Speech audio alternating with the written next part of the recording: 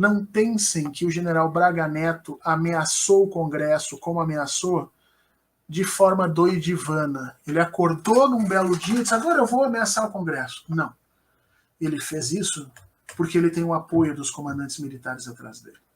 Ele fez isso porque certamente ele perguntou para os chefes da Marinha, da Aeronáutica e para o alto comando militar e disse, vou fazer, vocês seguram? E os caras disseram, seguramos, pode fazer. E, portanto, ele não existe no Exército a figura do lobo solitário, do indivíduo que sai que nem um louco tomando atitudes. Não. Todas as atitudes dele são pensadas, organizadas, todas elas têm base de apoio. Pode não ser, essas atitudes podem não ser consenso nas forças. Isso não quer dizer que eles perguntaram para todos os comandantes e fizeram uma enquete. Não. Mas que ele tem apoio, tem. Senão ele não faria. E eles vêm nessa história de desestruturar as instituições desde o início do governo Bolsonaro. É o objetivo do governo Bolsonaro. E, gente, não, mas o Braga Neto recuou. Não recuou, não. Se você for olhar o movimento que eles vão fazendo de agressão e retorno, vocês vão ver que eles avançam muito mais do que recuam. E que nesses últimos anos eles estão muito mais próximos, nesse momento, de destruir a institucionalidade civil brasileira do que efetivamente de voltarem para os seus quartéis. E se nós, como sociedade civil, não começarmos a nos organizar, não só para vencer esse perigo agora, porque o perigo está na nossa porta, mas também para criar formas para que isso não volte a acontecer no Brasil, sob hipótese alguma, nós vamos ficar tomando golpes no Brasil em loop. Você entende?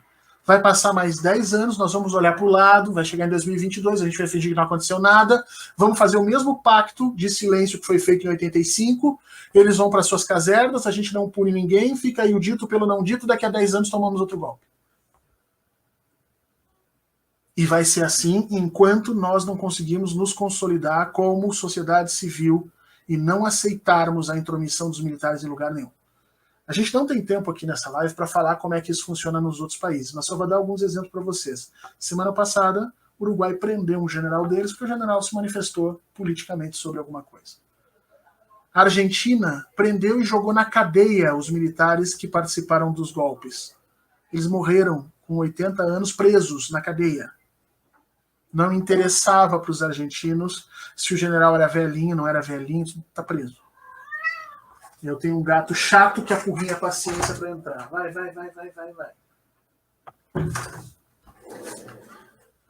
No Chile, a mesma coisa.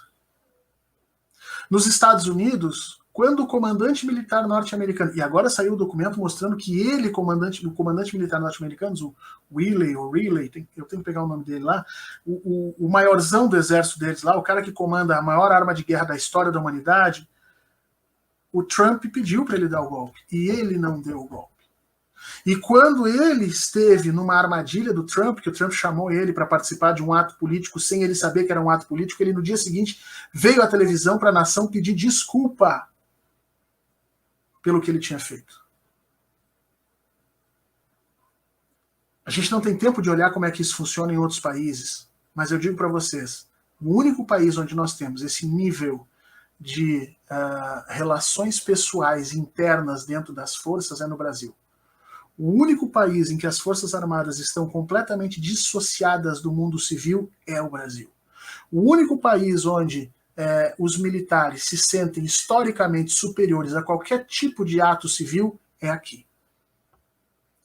Nós somos um dos poucos países que tem justiça militar ainda.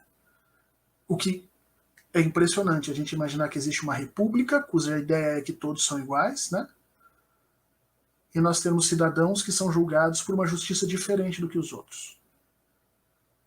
Então, a gente deveria pensar um pouquinho a respeito disso, a gente devia começar a se preocupar muito a respeito desse golpe.